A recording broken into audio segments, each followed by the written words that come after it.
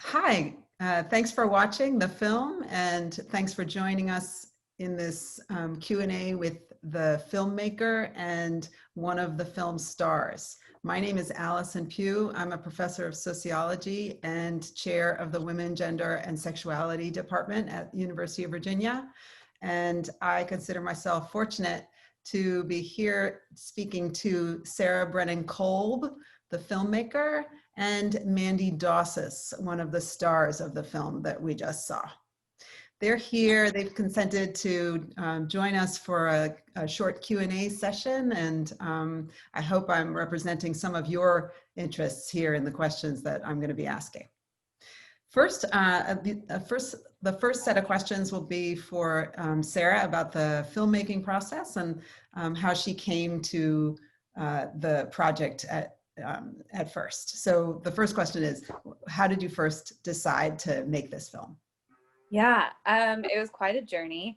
I'm born and raised in Texas, but I had been living and working in New York for a few years. And there was one winter where I was just so sick of the cold and the city that I moved back home to Texas, and I got the opportunity to work with a woman whose husband had recently died, and she was managing her ranch, her cattle ranch in South Texas, all by herself. And I fell in love with the lifestyle that I kind of always idealized watching in Westerns with my dad as a kid growing up. And the more I worked with her and the more I got to know her, the more I realized that there were countless other women in Texas and in the country who were doing the same thing she was. But no one really paid attention. No one really talked about the women in the cattle industry and in this kind of Western idea and storyscape that we tell ourselves as Americans. So I set out to make a documentary Western that followed those untold stories of women in the cattle industry. Mm-hmm. That's great. Yeah, I should tell you that a grad student of mine once wrote a paper pretty recently about women in hunting. No way! Oh my God, that's awesome. It was similarly like, we don't have that in our image of who hunts. And yet she was doing a study of these people in Louisiana about something completely different. And she kept running into women who hunted with their dads or as a, as a family project. And so I understand where you're coming from.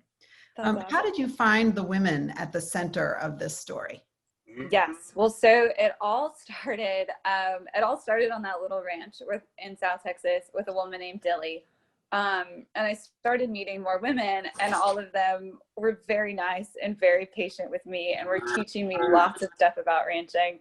But all of them were like, no, I do not want to be part of your movie. That is not something that interests me. So I finally met a woman who's like, I believe in what you're doing. I understand your vision, but you need to get more educated on the industry. So she told me about this organization called Texas and Southwestern Cattle Raisers. And they're kind of like the overarching body that kind of helps support the industry. And they have a conference every year in Fort Worth. And so the woman who I was talking to, she was like, go to this conference, you'll learn a lot, you'll meet some people, and then maybe you can kind of start from there. And so I flew into Fort Worth.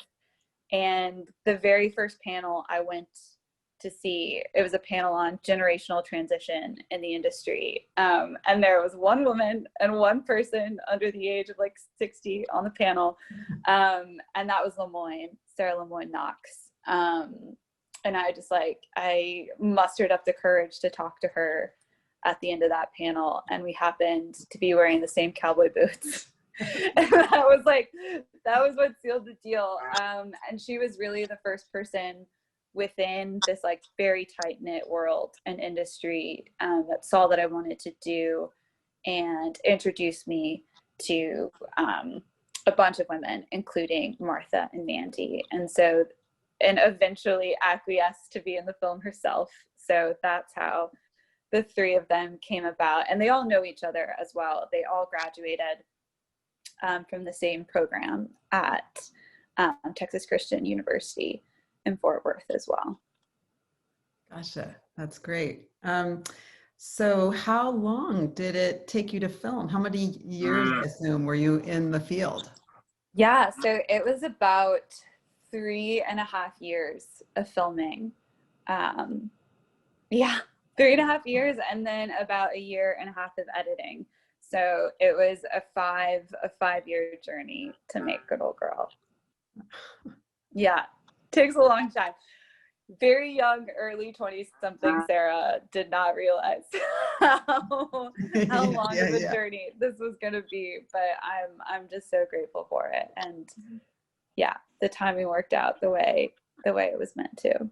Sure, that's great. It seems clear to me that there's a lot of footage in that film you wouldn't have gotten it without those years, without spending years in the field. Definitely. Yeah, that was something, and the team and I, we were all in our early 20s, and this was the first big project that we sunk our teeth into. And I think that's what you kind of have to take something on like this, of just this idea of, we're going to follow this story and follow these people who we care about, and we're going to let everything else come secondary. So we're really grateful that we had these 3 women to work with, and that they were so willing to let us into their lives for those 3 years.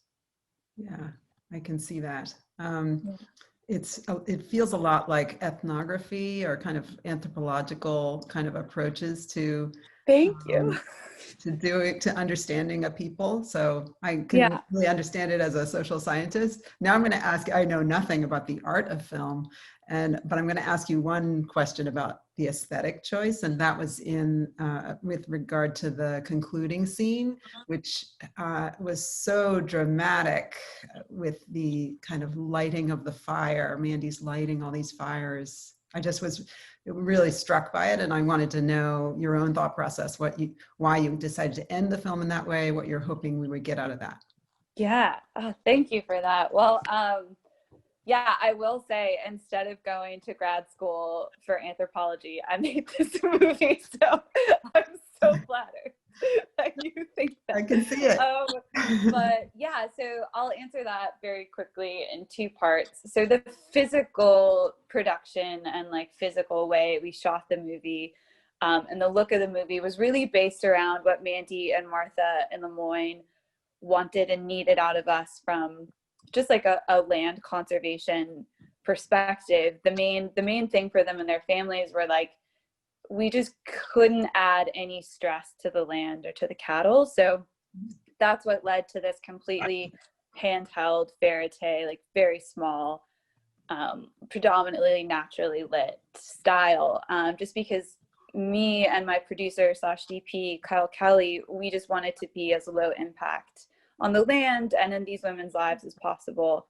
And then story-wise, throughout the film and throughout each woman's story, we wanted to use the land and the cattle as an allegory for what they were going through in their own lives. And so for Mandy, when she told us that she was going to do this controlled burn, it was like the ultimate metaphor as like a nerdy filmmaker. And it just made me so happy because, Mandy, a controlled burn in cattle is what, and Mandy, please step in if I butcher this, but basically when the soil and the land gets too tired and is used up and is too old, you burn it down to replenish and to start over. And so this idea of being able to burn down the weight of these expectations and the struggle that all of these women went through in the film and burn it down and to be able to start over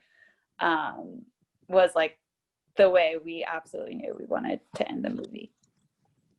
It is, and if I can piggyback on you a little bit, it's a very common practice too to burn. Not so much where I'm at in Texas, in East Texas. It's more of a West Texas kind of plains practice that a lot of people use, and so it was unique for my experience too. And we're actually fixing to burn another 265 acres in the late winter, but it's just trying to get back to square one where we can have that land work for us and work for the cattle and get it back to where we can use it again. And talking about the length of the film or how long it took to film everything is really neat too to me, because it takes so long to produce what we do as ranchers in terms of taking sunlight and making that into protein. And that's 2-3 years that it takes us to get the product to you, to the consumer. And so it is a process, and so much planning and effort goes into all that. It's kind of the same time frame. So it is really neat how it correlated. Yeah, I agree. Thank you so much for adding that, because the filmmaking process, you know, it's producing a film, but it's also watching you produce something. So that's really helpful point to make. I'm glad you spoke up, because my next set of questions is actually aiming, you know, right towards you. I wanted to, first of all, say how powerful I found your story, and I am so grateful. And I think I probably speak for everyone watching this, that you know, consented to share it, because we all really benefited from that. So I just am very moved and grateful about this story. I have 3 big questions. I'm sure the audience has a million, but anyway, 3 big questions. The first question is, so this was the first time I had ever seen ranching up close, and you showed us you were doing so many different things. Like, it's funny that this is called one job. You were like selling and buying, and you were caring. Okay, the caring I could understand. You have to care for the animals in your group, in your area. But you're also a veterinarian, and you're also a chemist and a geneticist, and all sorts of other jobs as well. And so I kind of was struck by that. First of all, you're from Virginia. How did you learn all these jobs? Did you like some better than others? Did you ever say no? Were any jobs too distressing or too dirty? Did you ever say no to any of them? Just tell us about the experience of learning to do this. It's funny. I grew up in Virginia, and I was playing softball, and I think I got a lot of my work ethic because I was never extremely talented, but I really wanted to practice hard and work hard to be a good softball player. And that's what got me through my first couple of years in college, was playing softball. And most of what I've learned was through experience. I started on a place in North Carolina, and I got introduced to horses in Virginia through some friends. And I remember driving back and forth. We had a summer home in Kilmarnock, Virginia, and we would drive past farms that had a couple cows or dairies or just farming in general, row crop farming. And I just always wanted to be a part of that. And so as soon as I could, I tried to start learning about it on my own. So a lot of it was self-educated, whether it was books or going out and trying to help somebody, and even learning how to drive a tractor. That was I had to beg a man 3 times to let me come learn on his place. And finally he got sick of me bugging him and said, come on, I'll show you. And I think I ended up being pretty good help for him. And so he kept me on, and I got a job that way. That's my first farming job. But I bugged him enough that he almost wanted to call the police on me. I do remember that.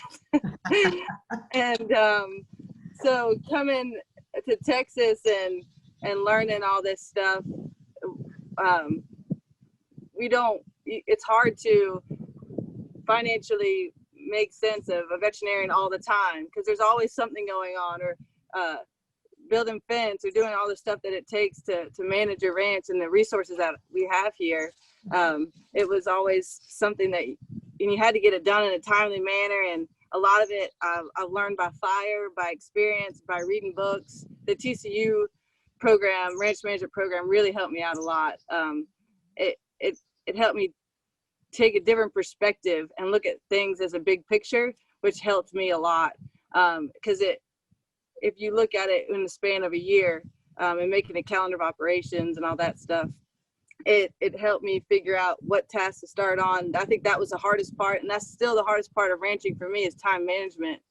But I worked for a veterinarian. I've worked with horses.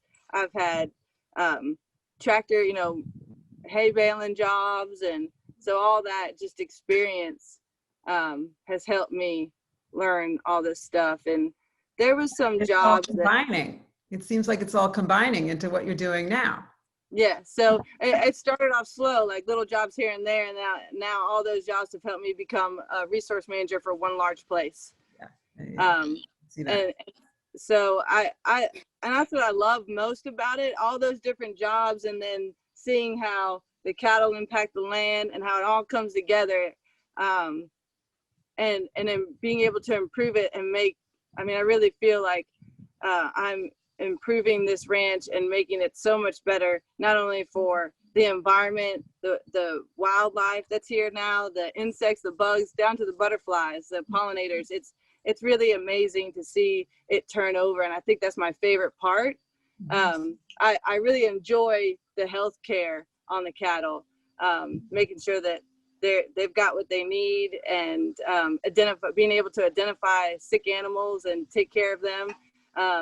And I think that comes a lot with being motherly. And I think, not that men are different in that. I mean, there's some great doctors, you know, I call them doctors, but guys that can identify sick cattle and treat them appropriately. But it does take an eye and learning what works on what. And I have somebody staring at me right here, hardcore. Sorry. And he puts pressure on me. And so I enjoy the healthcare part for sure. I feel like I have a talent in that. It comes to me really easy. I wasn't a huge believer, or I didn't really like working on the land, like cutting trees, and the ranch I'm at now, it has a lot of trees on it, and so they take a lot of management. But it's starting to teach me a lot about the environment and what I need to do and how I can handle the cattle and grazing. And so I like that part. In terms of, it's all a dirty job, and thank God for soap. At the end of the day, one guy told me, he's like, anyone that works hard deserves a good bar of soap and a good bed to sleep in at night. And those are two things I have spent a lot of money on, is soap and a good bed. But I don't mind it. Like, you get used to it. I've been covered in cow poop and you name it. It doesn't bother me anymore, especially when I'm pulling calves or anything like that. It comes down to what I'm doing, the main purpose there. But the one thing that is the hardest for me is manipulate what God's purpose is here. And when I say that, like, there's some animals that are sick or that are having trouble, and you have to decide when it's time to let them go. I think that's the hardest part for me. And I like, just recently I had to put cattle get cancer too. And just recently I had a calf get cancer, and I tried to treat and tried to slow it down, tried to take care of it. And it just became an inhumane deal, and I had to put it down. And I hate having to do that. Like, it not only is stressful, but it's sad and emotional. And I think there's a piece in the film that there's something out of my control. I can try and check them every day, you know, every 10 minutes, but it just doesn't, you just try to provide the best environment for them, give them what they need, and they really should hopefully take care of themselves, but sometimes you got to step in when you can. So that's probably the hardest thing for me. I can see how that would be the hardest, because the whole rest of your time, you're trying to make things good for them. So then to have to step in and say, okay, this isn't working. This is no longer good for anybody. That must be a difficult. Yeah. And it's especially like when I've had it back to back, like during calving season, the herd that I manage here, there's a lot of older cows, and I decided to keep them because they were still working, they're still doing their job. But at the same time, I had 5 cows that got down, and I doctored them, babied them. All Christmas Day, I spent sitting with a cow trying to help her up. And it was just, and I didn't mind it, you know, but it gets hard on your spirit when you can't keep them alive. And I know I can speak for a lot of other ranchers when they say that. People think that, you know, we don't care or appreciate our animals enough. But I mean, they're my family. Yeah. I love taking care of them, looking at them every day and seeing them grow, just like kids, you know. Yeah. And I hate to put the emotional part on it, but this business it can be that way, you know. And so that's one thing I like about it. It's also one thing I don't like about it, because it makes it hard. Yeah. But when they're growing and doing good, then you can't complain. So. Well, now I want to kind of turn to the personal dimension of the story you shared with us. You know, I felt privileged. I felt as an audience member, we were all privileged to get to know some of the struggles that were going on for you personally. So I found that, you know, kind of engrossing, and I thought you were very brave to share it. And I wanted to know, first of all, what's happening for you now? And second of all, if you have had some thoughts about how your position was unique for being a woman in the ranching field. And yeah, I also want to know what kind of responses you're getting from audience members. So, so I'd like to say too that was probably an extremely emotional time for me, and I didn't have a lot of time to think. I had cattle to feed, things to take care of, and even over that period of time, it was just really hard for me emotionally. And so to tuck it away and try not to think about it and go on with my day was really hard. And Sarah was there on some of them times where stuff happened and it got really hard, and I gotta take my feelings aside and think about other things and work. And so it was really hard for me. And I can say now, where I'm at now, I'm so much better emotionally, and in my life I'm still single, still haven't found anyone yet, but She's single, fellas. COVID didn't help either. I've stayed at this rate. I haven't gone anywhere. I haven't done anything. I stay here and work, and I have gotten into cooking a lot more. I'm a huge fan of cast iron now. I mean, all kinds of recipes with cast iron, but I really like this lifestyle and what it is. And I think it's hard for any single person when you're dedicated to taking care of animals or the land. It takes a lot of time, and so you don't have the time to go out and meet people. And so I feel like I can speak for not just women, but men and women. It's just hard, and logistically, I'm 45 minutes away from anything, you know, and so trying to go out or go to town, it's a weekend process, and it's hard to get away for a weekend. So the distance, like we're always socially distanced on a ranch, you know, and so and it makes it hard to meet people and working all the time. So I think that's a issue for any single person in ag. Though with social media, it makes it a little bit easier, but at the same time, I think social media is great, but I also think people misuse it. So I figure if God wants someone in my life, he'll bring it, and they'll appreciate everything I have to offer. And, you know, I was always worried about being intimidating. Like, I'll pick up a saw and start cutting trees or go work cattle or go rope, or, you know, and I always didn't want to make any, especially man, feel that they weren't as good as me at anything. And that's the thing, like we're all good at different things, and so there's a lot someone could teach me, and that's what I hope I have someone in my life that wants to do this, but we can also teach and help each other. So I guess it just takes a strong person in general to deal with any man or woman that's in ag, because it's such a unique lifestyle, then one that I appreciate greatly. So I don't know. I wouldn't say that being a female is in the ranching industry is bad as bad as it was when we started the film. It was definitely a struggle, and even 5 to 10 years prior to that starting, it was tough.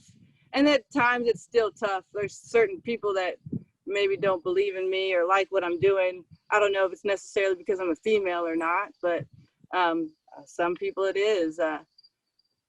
Sometimes I can't go help work cattle because their wives don't like it, you know. But I appreciate that, and I respect it on other ends. As long as my character never gets put in a position where people can say that I initiated something, you know what I mean? Like, so in a roundabout way, I think it all depends on the individual person, male or female. You know, I get discriminated against women sometimes, you know, working like a man, or so I think it all depends. And what region you're from, or up north, sometimes it seems like women are more accepted, but that's just an opinion I've made and what I've seen. So it all depends on the situation. I hope that answers the question without Sure. don't stick my head up there too far. Because no, we're interested in the long run, it's like that no matter what industry you're in. I feel like it's a struggle. It's not something that women don't normally go out and do physical work, but this last 5 years, I've seen more women get involved in ranching and more proof of it than I've ever seen. So they say of all the people that are in ag, 30% of them are women.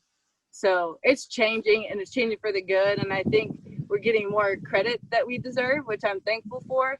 But also, so I don't want to discount any other women that gets involved. Like I hope that, and recently I've been able to help a lot of women that want to learn about working cattle or riding horses or whatever. They come and hang out with me, and I'm happy to teach them. So I think it all depends on the people you're around and how you make it, you know, how you take it personally and go on, or what you want to learn. And so I hope that makes sense. Yeah, it sure does. As a life philosophy that's getting you through, I can see it. I wanted to ask you one more question, which struck me. I just for some reason could imagine you driving. I don't even know whether you drove from Virginia to Texas, or maybe you flew.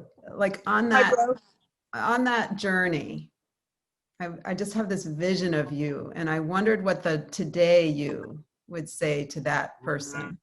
Like, what would you say to the woman that was making her way towards Texas from Virginia to have the life that you have ended up having so far? What would you say to that person? I never imagined I'd make it where I'm at today. That's for sure. And I definitely believe it's a God thing that I'm here where I'm at. But also, if I threw in the towel and gave up, I would have never been able to live the life that I have. I wake up every day happy. And so I'm so glad I never gave up. And all the help I had along the way. I don't know if I told Sarah the story, but on my way, I only had $500 in my pocket when I came to Texas. And I drove a diesel truck, so diesel's not cheap. And I barely made it to Texas on that. I mean, by the grace of God, I made it. And there was a man in Georgia that was at a fuel pump, and he said I was at his pump, and I got nervous, like, oh Lord, you know, what's gonna happen now? And he's kind of stern and looked at me, and he's like, he showed me something, whatever, and he ended up paying for my fuel. And I had 2 tanks on this truck, so if he hadn't put fuel in and he filled up my truck, and he gave me a bag of peaches, no joke, and he said good luck. And I'll never forget that man. And or just the people knew this passion that I had, and I guess it radiated so much that they appreciated it so, and helped me out with a couple dollars, or help me do something. Or it's just amazing how the coincidence coincidences that occurred that helped me get to where I'm at today, I wouldn't have made it for all those little things. And I could have, in between all of those, given up and, you know, stopped trying. But I've never had an ounce of give up in me. And sometimes that's a good thing. Sometimes it's a bad thing. But I'm still thankful for it. So. Sure. Well, thank you. I wanted to ask you, Sarah, a kind of related question to what Mandy was talking about, which is about thinking about women's kind of challenges and struggles in ranching. You know, saw Mandy's experience close up, but you also had a kind of industry-wide, or, you know, you watched a bunch of different women in the making of this film. And I wondered, we didn't actually see in the film any direct depictions, I thought, of, you know, outright sexism but maybe it's the cynic or skeptic in me, but it made me think I imagine that in your years of filming, you saw some. And so I wondered whether there was a reason why you didn't include them, or maybe you didn't see them, you know, like, is ranching fully open to women, or, you know, like, I just would like to hear ranching is totally fine. They fixed everything. It's all good. No, I made a few deliberate choices very early on in the way that I wanted to approach the story and approach the industry in general. So the first one is that I did not want to come in as an outsider with all of these preconceived notions into an industry that I didn't grow up in and that I wasn't a part of, and then hold it up to you as an audience to say, like, see, here you go. Here are all the problems that you thought this industry had, that I thought the industry had, because the ranching industry is just like any other industry in this country. It is no different. It has really amazing things about it, and it has things that need to change. But the things that need to change in the ranching industry are the exact same things that need to change in every single industry in this country and throughout most of the world. So I did not want to take an industry that had already had a lot of preconceived ideas about it and reinforce those to you as an audience. That wasn't worth my time, and it felt dishonest, and it wasn't worth your time. The second thing, in order to make that, like, gender inequality the focal point of the movie, you have to include gross guys, like, for lack of a better, and you know what, like, the entire Western canon is dedicated to those gross guys and their stories. Like, if you want to go watch that, I'm 100% for it. I will give you a list of Westerns that I love, and you'll have a really good time. But those movies have already been made. Like, we all know them. We all love them. Those movies are out there. And I knew I was going to have 80 minutes of screen time for this movie if I was lucky. And I didn't want to waste a single minute of it on anyone who I didn't believe in. And so that's why, like, there aren't that many dudes in this movie, but the dudes that you do see are men that I, like, fully believe in. And then ultimately, I think for most of the women that I know, and Mandy, I'd love to hear your opinions too, like, it's not about those grand sweeping moments of inequality or misjudgments. It's not, the problems aren't these huge moments. The problems and the struggles are these everyday minute moments, and the feeling of isolation, and also, like, the things that we as women take and internalize, and the pressures that we identify and put on ourselves. So, you know, I'm all for movies that overtly challenge and depict and, like, show those struggles. But for this movie, I wanted to focus on the women themselves, because I had never seen a movie that allowed women to look inward into those quiet moments. And I think those quiet moments were like the things that I was struggling with as a woman at the time too. So yeah, that's what I wanted. The patriarchy, if you will, like very often isn't this like huge sweeping monster. He's like the boogeyman that lives under our bed or in the closet, who's there, who we can see every day. But very few people ever pay attention to in these small doses. So I wanted to give space to that quietness and to that kind of internal exploration of those struggles. Right. I think it's so powerful. Sorry, Mandy, go ahead. And it wasn't about it, like it's just about having the same opportunity and getting that task done, you know. And I mean, to be honest, I'm not as strong as a man. I can't do some things a man can do, but I dang sure get smarter, not harder, because of it. And it's hard. Ranching is hard to do by yourself, man or a woman. It doesn't matter.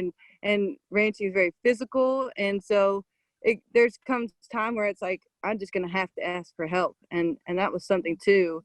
I've tried to learn is asking for help and not trying to do it all myself. And it's not about if I can do it better than a man. It's just about being able to do it, period, because it's hard. All this in this industry, this work is not easy, but I enjoy it, and I enjoy being outside with these guys. And so they've been watching the whole time. And so I'm just thankful that it used to be hard to get those opportunities, and I feel like more women are getting these opportunities, and and they're like, wow, they can do it. Let's let them do some more, you know. And that's how all my opportunities came about, was somebody made a mistake, man or woman, and I got in the door, and then I was able to show that I could do it. And I think that's important. And like Sarah said, it's like that in any industry is about giving women opportunity, I think. Sure. Yeah. Giving, and you know, the ranching industry is in this precarious place where most of the leaders are older, and a lot of their children are not choosing this way of life. And so the ranching world, I think in the rest of the country as well, as you know, this like largest generation is coming into retirement. There's this tumultuous moment in our history where we are going to have to switch generations, and all of us as a country, not just the ranching world, I think will be so much better off if we can take this moment of transition and give people who have been waiting in the wings for opportunity, give that to them. I think all of us will be so much better off.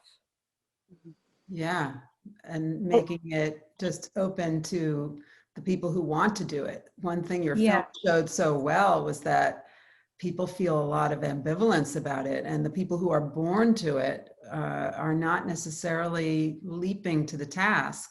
And instead, some people are leaping to the task, and we should really let those people in. Embrace them. There was one question I don't think I answered, and that was, what does the audience think that what kind of responses are you getting from the audience? And it's funny because a lot of people didn't know my personal situation, and I didn't know you're pregnant. I didn't know, you know, and it was just so a lot of my personal information got out there, and again, I talked to Sarah about this. I just wanted it to be able to help somebody, you know, and I hope that my struggles did that, and I learned from them just as much. I probably never self-reflected as much as I had on those times when we were filming. Unless we were filming, you know, I wouldn't have done that. So I just keep on going forward and try not to look back. But I've learned a lot looking back, and what I could do better and how I can be better as a person. So I'm thankful for that. But yeah, it was a surprise to a lot of people. They didn't know. I got a lot of phone calls when the trailer came out. Oh my gosh. Well, I think the power of being an example, and not just an example like the shining city on the hill, but an example of just a kind of a woman with guts and kind of an authentic life, living it in front of you. You know, that's a very powerful example to show little girls and to show other people who are maybe holding themselves back from their dreams. So I just thought, I was really grateful that you let Sarah in and the team or whatever in to the degree you had, because it made it was like a normal life being shown to people without the, I don't know, it wasn't reality TV, that kind of normal life. It was an actual normal life, And so I was great. This is the greatest industry, being able to work outside, take care of these animals, and see all the things change. Uh-oh. You see me now? We can now. There we go. Phone's about to die. But it just being able to see all these things. I'm so thankful for this industry and being able to do what I love and be involved in agriculture. And I don't think you could live a better life. So. Sarah, I wanted to have the last question for you, which was, what did you hope that the viewer would get from it? Like, yeah, what's the thing you want us to go home with? I've always, from the very beginning, I've always said, after watching Good Old Girl, I want women to be able to see themselves as heroes, and I want men to see women as equals. That has always been my biggest goal. And like Mandy said, like the differences between each of us and like biological differences will never change between people who identify as men and women. Women are probably never going to be the strongest physically, and that's okay. But there's so many different levels to equality between all of us that I think we can strive for. And I want women, young women specifically, to know that if they want to be in a male-dominated industry, or if they are in a male-dominated industry, it is so easy to feel isolated and alone. But you are not the only one out there, and there are many more of us coming. Yeah. Well, great. Thank you. Thank you both so much for joining us and for sharing your stories.